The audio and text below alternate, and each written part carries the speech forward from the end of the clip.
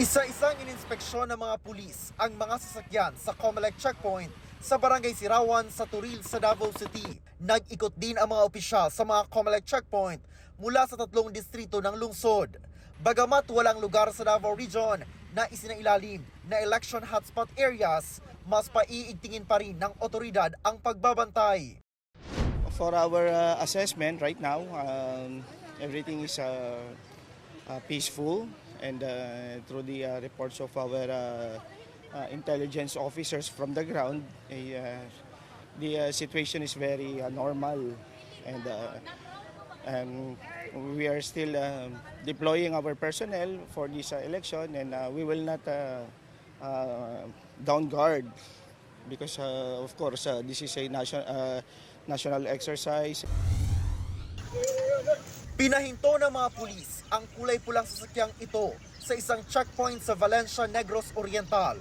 Pero nang sanyasan ng pulis na ibaba ang bintana ng sasakyan, umabante ito kaya naalarma ang mga pulis.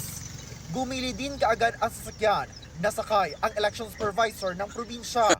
Paliwanag niya, itinabi lang ng maayos ang sasakyan para hindi makaabala sa checkpoint. Ayon sa pulisya, hindi nila nakilala ang sasakyan ng election officer. Sa Haro, Iloilo City, na-recover ang 3 iba't ibang kalibre ng baril at mga bala sa pick-up ng isang residente.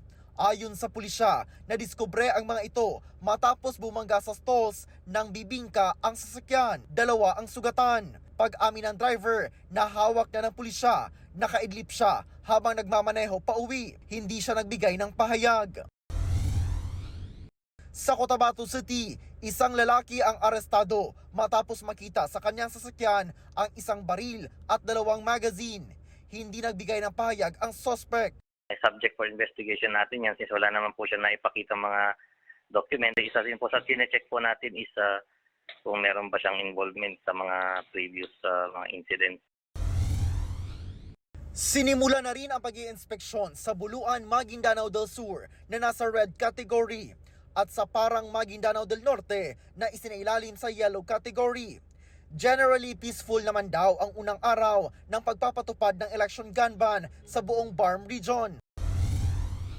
Sa Lawag City, Ilocos Norte, ilang motorista ang tinikitan at napagsabihan. Sinita ang ilang rider dahil sa maling paggamit ng helmet. Mga motoristang walang suot na helmet naman ay nahuli sa checkpoint sa Kasiguran, Aurora.